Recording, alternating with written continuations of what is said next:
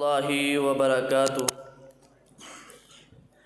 الحمد للہ الذی اعزنا بالاسلام واکرمنا بالقرآن والصلاة والسلام على خیر الانام ومن تبعهم باحسان اما بعد قال اللہ تبارک وتعالی فی القرآن المجید فأعوذ بالله من الشيطان الرجيم وإن حكمت فاحكم بينهم بالقسط إن الله يحب المقسطين وقال النبي صلى الله عليه وسلم إن المقسطين عند الله على منابر من نور عن يمين الرحمن عز وجل سکھائے بارگاہ مصطفیٰ کے پیچو خم تو نے سکھائے بارگاہ مصطفیٰ کے پیچو خم تو نے دیا اہل محبت کو عدالت کا علم تو نے۔ انتہائی قابل قدر میرے اساتذہ کرام اور علم کے ہنستے مسکراتے پھولو، آج میں جس موضوع سخن پر اپنے لبوں کو جمش دینے جا رہا ہوں وہ موضوع روز روشن کی طرح آیا ہے۔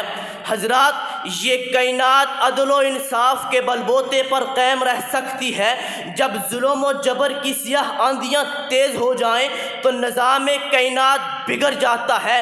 لہٰذا اس کائنات کے نظام کو چلانے کے لیے کوئی نظام عدل چاہیے جس میں ظلم و ستم کا کوئی شیبہ نہ ہو، اور اگر اس دنیا میں ایسا نظام موجود ہے تو وہ نبی مکرم صلی اللہ علیہ وسلم کا قائم کردہ عدل کا نظام ہے۔ حضرات جی وقار، نبی اکرم صلی اللہ علیہ وسلم کا یہ بیراق عدل و انصاف کا تصرف جب معاشرے میں جگہ پاتا ہے تو معاشرہ مدینہ النبوی کی پاکیزہ و مقدس ریاست بن جاتا ہے۔ محسن انسانیت نے دشمنوں اور دوستوں پر بہت احسانات کیے لیکن عدل کے معاملے میں کسی کو کوئی رعایت نہیں کی۔ یہ تو وہ نظام عدل ہے کہ جب فاطمہ نامی محزومیہ عورت کی سفارش لے کر ابن حبی رسول اللہ اسامہ بن زید آتے ہیں تو محسن انسانیت کی زبان اقدس سے اپنی لخت جگر کے بارے میں یہ الفاظ نکلتے ہیں، اٹھائیے صحیح البخاری حدیث نمبر 3475، لو ان فاطمہ بنت محمد سرقت لقطعت یدہا۔ حضرات، محسن انسانیت کی عدالت کا ایک حسین پہلو یہ بھی ہے کہ آپ صلی اللہ علیہ وسلم نے عدالتوں کو عدل و انصاف کا درس دیا کہ جس میں قاضی خود کو انصاف کے کٹہرے میں کھڑا کر کے یہ صدا بلند کرتا ہے، اور جس نے کوئی بدلہ لے لے میں محمد کل قیامت کے دن اسے بدلہ نہیں دے سکتا۔ حضرات، اور اس نظام عدل میں پہلی روایات کو چھوڑ کر کے اور مشکانہ طور طریقوں سے پیچھے ہٹ کر کے آزاد و غلام مرد اور عورت کو مساوی درجہ دیا۔ اس بات پر رب کا قرآن گواہ ہے۔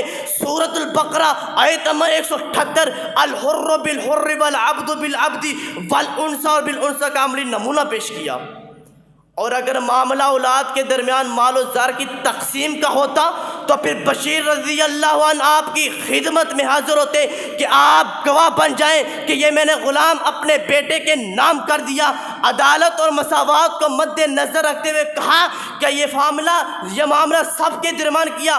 کہا نہیں، میرا نبی طرف اٹھا، کہا فإنی لا اشہد علی جور۔ آقا کائنات کیوں نہ عدل کرتے؟ کیونکہ میں نے رب نے حکم دیا تھا۔ سورۃ الشعراء آیت نمبر 15، وَأُمِرْتُ لِأَعْدِلَ بَيْنَكُمْ۔ سامعین محترم، اس منصفانہ نظام میں کوئی جھوٹا انصاف جھوٹ کے ذریعے نہیں خرید سکتا، اور کیونکہ پیغام میں نبوی ہے۔ صحیح بخاری حدیث نمبر 6870، ان من اکبر الکبائر الشرک باللہ وعقوق الوالدین والیمین الغموس۔ حضرات، نبی اکرم صلی اللہ علیہ وسلم نے اپنے طرز و عمل سے صحابہ اکرام کو بھی عدل و انصاف کا عادی بنایا۔ اگر ہم سیرت طیبہ اور حضرات خلفائے راشدین کے مثالی کردار کی روشنی میں آج کے حالات اور ماحول کا جائزہ لیں تو اندازہ ہو سکتا ہے اس وقت کا نظام اس کے برعکس چل رہا ہے، اور نبی صلی اللہ علیہ وسلم نے جس معاملے کو سابقہ قومی کو زوال اور ہلاکت کا سبب قرار دیا تھا، آج وہی منظر ہمیں دیکھنے کو ملتا ہے۔ ملک سے بد امنی اور دہشت گردگی کے خاتمے کے لیے اسلام کے بیلاغ عدل کے تصرف کو نافذ کرنا ہوگا، جس میں کمزور و طاقتور اور بااثر ایک عام فرد سب قانون کے کٹہرے میں نظر آئے اور نبی صلی اللہ علیہ وسلم کے عدل کو اس دنیا میں نافذ کیا جائے۔ اقبال نے بھی کہا تھا، سبق پھر پر صداقت کا، عدالت کا، شجاعت کا، سبق پھر پر صداقت کا، عدالت کا، شجاعت کا، لیا جائے گا تجھ سے کام دنیا کی امامت کا۔ یہی مقصود فطرت ہے، یہی رمز مسلمانی، اخوت کی جہانگیری، محبت کی فرمانی۔ وآخر دعوانا الحمدللہ رب العالمین۔